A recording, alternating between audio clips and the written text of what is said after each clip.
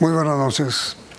Pues usted cumplió su palabra, me impresiona porque el viernes pasado cuando lo entrevisté y le pedí que me aceptara la entrevista de hoy, usted me dijo, se lo prometo. Gane o pierda, aquí estaré. Y ganamos. Así es, ganaron. Pero mire, ganaron, pero un sabor agrodulce le queda a todos los petristas, ¿no es cierto? Digamos que la gente quería ganar en primera vuelta. Sí. Y digamos que por confiarse en eso, mucha gente que quería votar por nosotros se quedó en su casita. Sobre todo jóvenes. Pero usted hubiera preferido a Fico para la segunda vuelta o a Hernández. Mira, haciendo ya el cálculo después, Sí. que eso es muy fácil. Cuando mira los mapas, dónde ganó Federico, dónde ganó Rodolfo, dónde gané yo, encuentras que Federico pues gana en su departamento. Yo tengo el mapa, ¿sabe? Sí, podríamos verlo.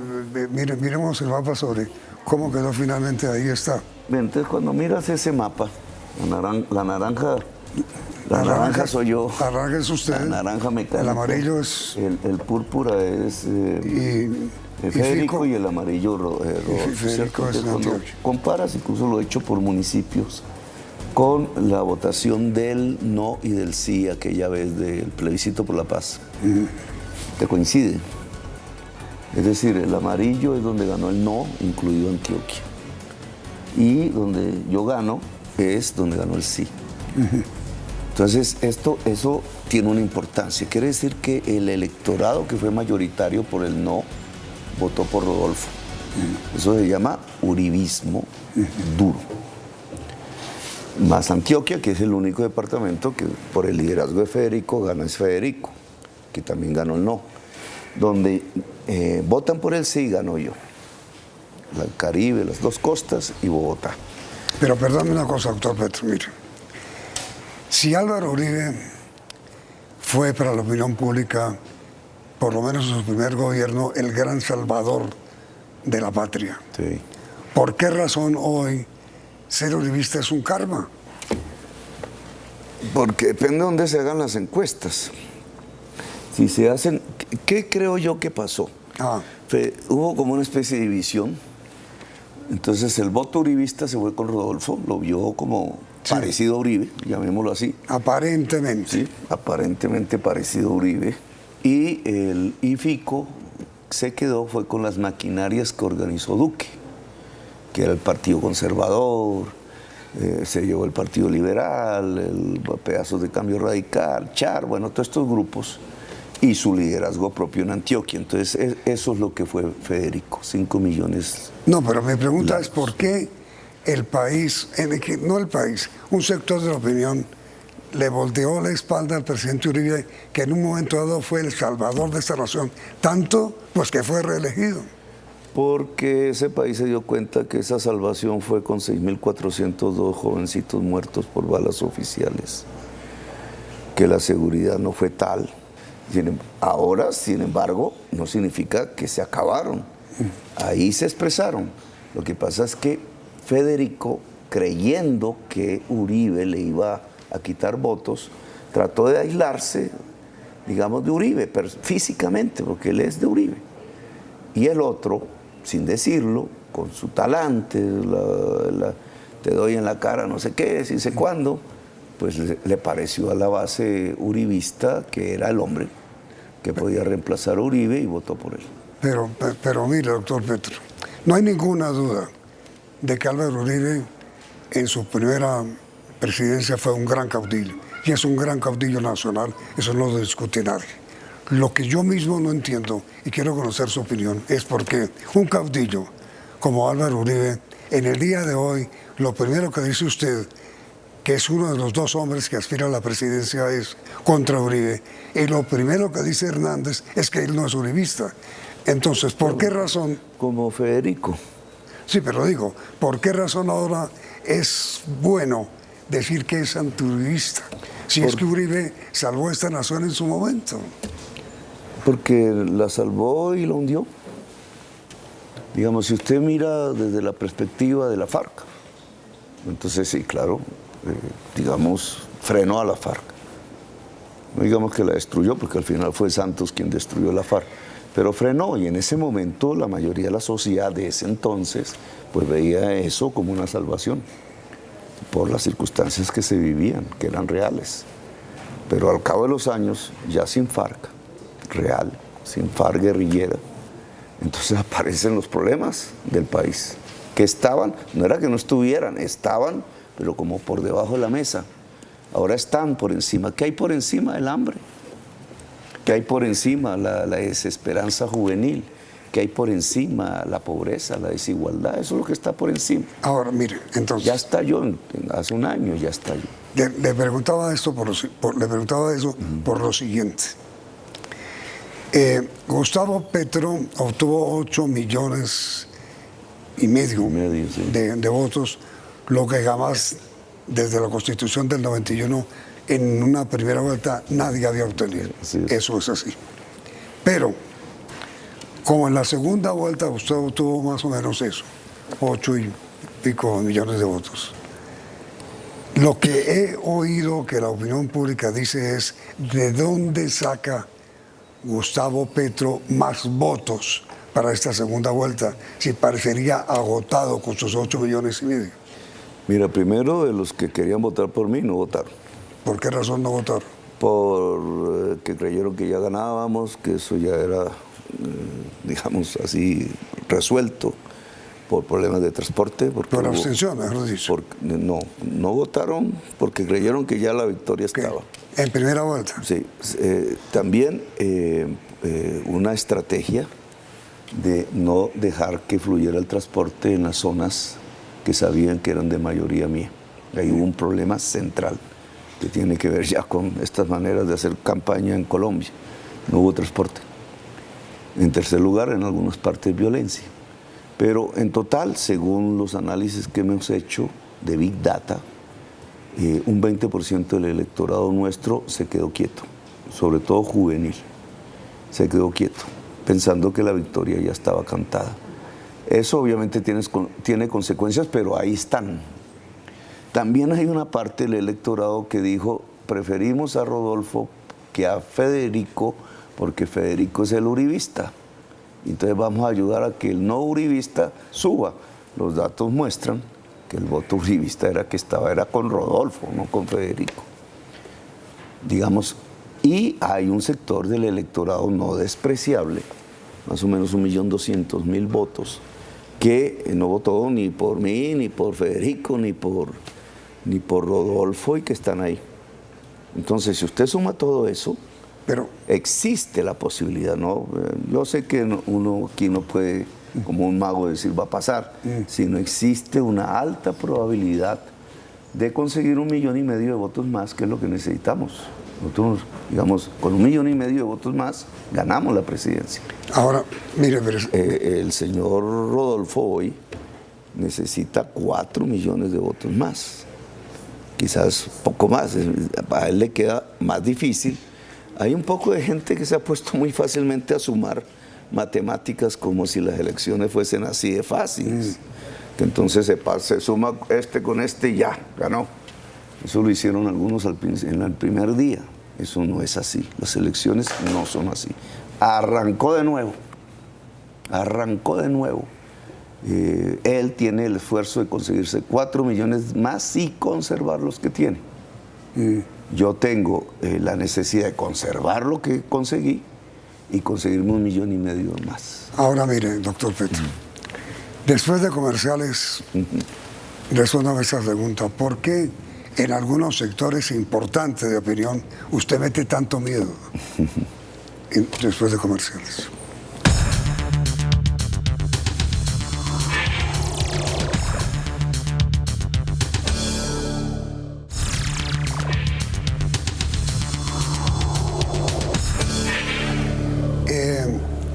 El expresidente Mariano Ospina Pérez, doctor Gustavo Petro, escribió alguna vez esto: Colombia es un país conservador que vota liberal.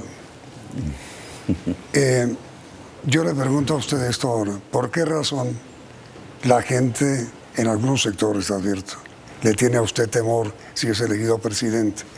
El sector industrial, el sector empresarial, el sector privado, algunos sectores muy conservadores de la nación. Por eso cité la frase De Mariano. de Ospina. ¿Por qué le tienen miedo? ¿Por qué le tienen temor? Sí, fíjate que si estuviéramos en la época de Mariano, hubiéramos tenido que tener muchísimo temor por Mariano. Acuérdese la historia. Yo, digamos, indudablemente represento un cambio, a eso me comprometí, eso soy desde pequeño, digamos. Siempre he querido cambiar, digamos, esta estructura de la sociedad y del Estado colombiano muy desigual, porque ese es el hilo conductor de esta sociedad, de una desigualdad inmensa en el mundo y con unos niveles de pobreza que no es lo mismo, crecientes ahora. A veces disminuye, a veces aumenta. En una sociedad así me parece que no tiene mucho, digamos, capacidad de volverse una gran nación. Una sociedad desigual no se vuelve una gran nación y va matando es como una especie de autodestrucción. Y yo me he propuesto el cambio, y el cambio a veces da miedo.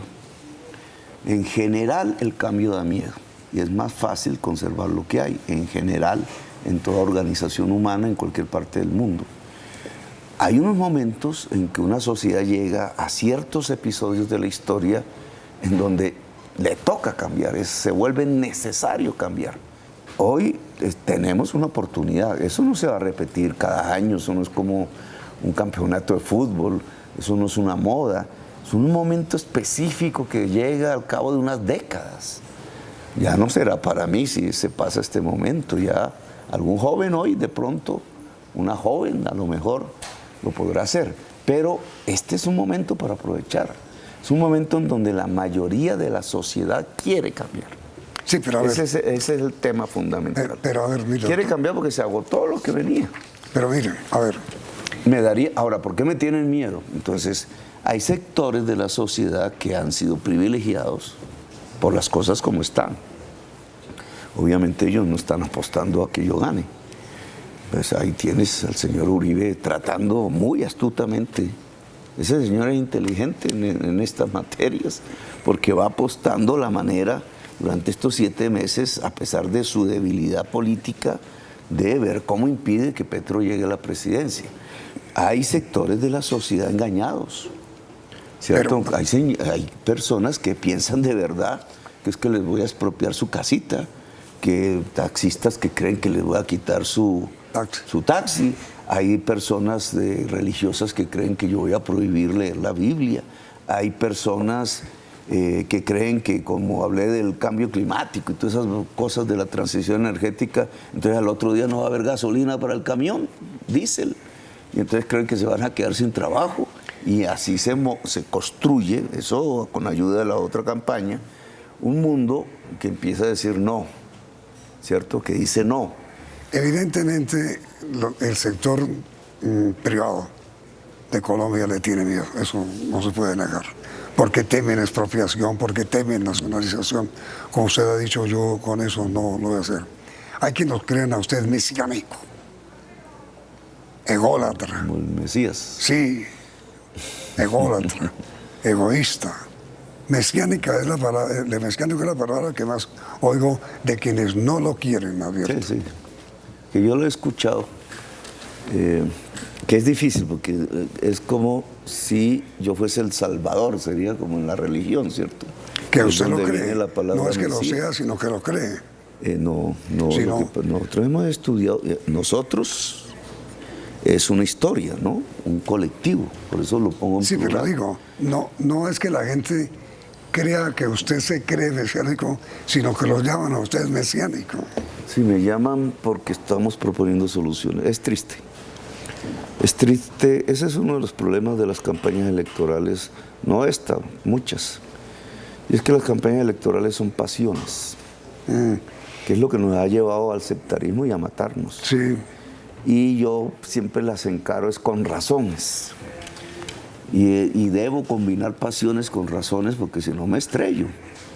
Razones. Entonces, ¿cómo se quita el déficit fiscal que nos dejó Duque? Pues yo argumento, ¿cierto? No, pues hay que hacer una reforma tributaria que no quiero que sea sobre los pobres, porque entonces aumento la desigualdad, aumento el hambre, carrasquilla, sino sobre los más ricos. Entonces me dicen odio de clases, no sé qué, es que esto le tiene bronca a los...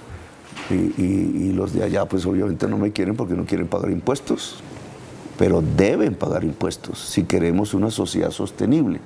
Entonces, si yo quisiera mover simplemente pasiones, le digo al pueblo, voy a llevarles la leche a los niños, pero no le digo a los ricos más ricos del país, deben pagar impuestos para poder pagar la leche. Y entonces quedo en un mundo en donde no voy a poderle llevar la leche a los niños porque no le voy a cobrar los impuestos a los más ricos. Y ahí sí estalla la sociedad. Eso es lo más irresponsable y es lo que está pasando. Porque está el hambre aquí, las necesidades aquí y los más ricos apostando a que estalle el país. Porque se soluciona fácil, es lo que yo llamo el pacto histórico. Se soluciona simplemente que paguen los impuestos como paga la clase media alta. Es que ellos pagan menos que la clase media alta colombiana. Hay señores banqueros, discúlpame que me meta, que de sus dividendos, que es lo que sacan de las utilidades de su banco para ellos, pagan menos impuestos porcentualmente que su secretaria en la oficina de su salario. Entonces, ese mundo y eso es la mayor corrupción, esa es la mayor corrupción, que no le está dando a la sociedad lo que la sociedad recibe, porque esos negocios grandes es porque la sociedad lo permite, porque ahí ponen sus ahorros, porque el mundo de la empresa es un mundo de la sociedad también. Entonces, al no pagar los impuestos, va llenándose de eficiencias la parte más débil de la sociedad. 2,5 millones de jóvenes sin colegio, etc. Entonces, va tensionándose y va creando violencias y todo lo que usted vio hace un año. Un pacto social para convivir en paz consiste en que esta parte pague los impuestos que toca de ley y el Estado gaste en esta parte que no es dinero regalado, sino en la educación, en que se nutra el cerebro, en que la mamá sola pueda comprar la leche de sus hijos. Si la sociedad es más rica, las empresas de arriba son más ricas, que es lo que yo creo que no se ha comprendido en Colombia. Ahora, ¿quién puede hacer eso? Pues si es un candidato que lo que vive es arrodillado a los de arriba, pues ni se atreve a plantearlo. Sí, es lo que ha pasado hasta ahora. Si es un candidato con la autoridad de la fuerza del pueblo, que lo elige con la fuerza del pueblo y le dice a los de arriba, hermanos, llegó el momento de pagar los impuestos. Pero mira, y esos impuestos los vamos a dedicar a sostener y a enriquecer la parte más pobre de la sociedad sin regalos, dándole las condiciones para producir riqueza. ¿Sabes cuál es el efecto final? Esto que estoy hablando es lo que hizo Estados Unidos, lo que hizo Francia, lo que hizo Alemania, lo que hizo Inglaterra. Esto que estoy hablando lo hizo Corea del Sur, que es el ejemplo que yo siempre pongo. Las empresas se vuelven más ricas, la sociedad se vuelve más rica y lo que se construye es paz, es convivencia, es el camino de la paz. Pero mire, doctor Petro, uno como periodista ha visto que la mayor desigualdad que hay en Colombia es la propiedad de la tierra. El 10% de la población, y estas son cifras del DANE, sí, es propietaria el 10% del 90% de la tierra. Es decir, la concentración de la riqueza de la tierra, yo creo que ningún país la tiene como Colombia. Esa parecería ser el mayor desequilibrio que hay en el país. En términos de patrimonio, usted lo ha dicho, es así. ¿Y entonces qué hacer ahí? Yo le agregaría un elemento nuevo, la conectividad, que es como la tierra del siglo ¿qué hacer ahí con la propiedad de la tierra? Democratizar, que es una palabra que me prohibieron. Hay métodos, el mundo lo ha hecho, esto no es un problema solo colombiano, el mundo lo hizo. Muchas veces violentamente, sí, otros lo hicieron pacíficamente. Yo he mirado el caso pacífico. Vamos a poner un ejemplo, tienes la altillanura, que es una posibilidad de una gran despensa alimentaria, incluso más allá de nacional, si le cruzáramos el ferrocarril. Y que no es petróleo, esa, la riqueza de ahí es la tierra si se fertiliza, que Charlecal es un programa público incluso, de tierras baldías. Entonces, allí puedes hacer un experimento. Por ejemplo, grandes capitales agroindustriales que quisieran, incluso nacionales, incluso extranjeros. Bueno, quieres 10.000 hectáreas, 20.000 hectáreas en la altillanura, compra estas hectáreas en el Magdalena Medio, compra estas hectáreas en el Caribe y se las entregamos a los campesinos. Un método. Otro método. No, pero perdona ahí. Sí. Es que tierras baldías, doctor Petro, en Colombia se ha intentado desde los años de Carlos Lleras y su reforma tributaria. Tierras baldías que no sirven para nada, sin riego, sin agua. Entregan eso, tierras baldías sin ningún tipo de infraestructura. ¿Eso para qué sirve? Ya te dije que fertilizar, pero iba para allá. Por ejemplo, haces un distrito de riego y vamos a poner en Magdalena Medio un distrito de riego, inversión pública.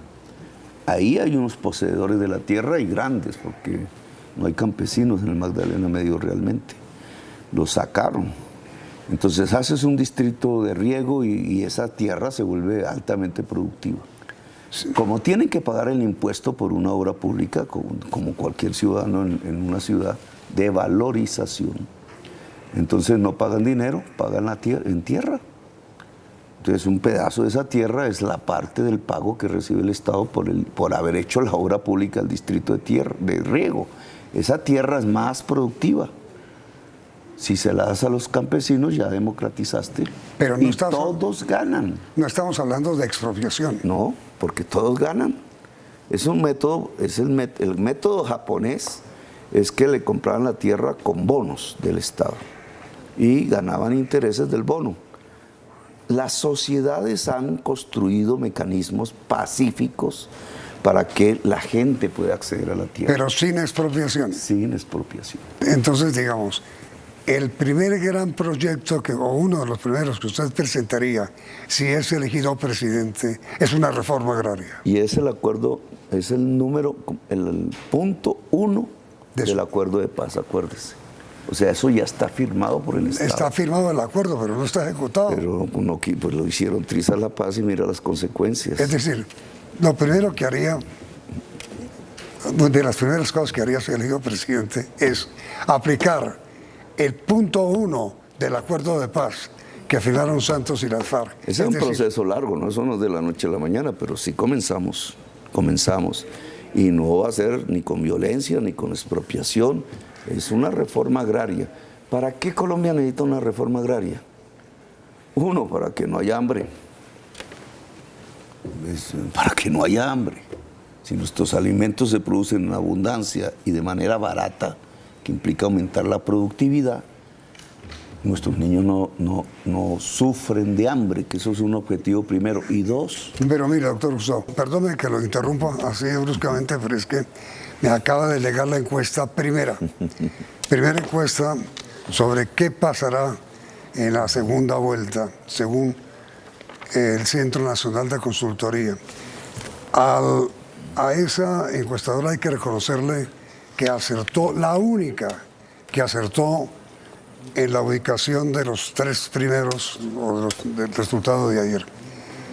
Dijo el Centro Nacional de Consultoría en su última medición que no se podía publicar el sábado pasado. Resultado: primero, Gustavo Petro, 37.7, obtuvo 40.7, pero lo coloca primero. Segundo, Rodolfo Hernández, la única encuestadora que acertó. Segundo, con 28.3 y obtuvo 21, pero fue segunda. Y tercero, dijo el Centro Nacional, Fico con 20.1 y obtuvo 23. Es decir, fue la única encuestadora que acertó en el primero, segundo y tercero, tal cual. Entonces, doctor Gustavo, aquí tengo la primera encuesta para la segunda vuelta. La voy a divulgar en el noticiero enseguida, dentro de un minuto. Le agradezco mucho. Seguimos conversando para transmitir mañana sobre el resultado de esta encuesta. Y a ustedes la sintonía, sigan aquí en Noticentro 1, CM.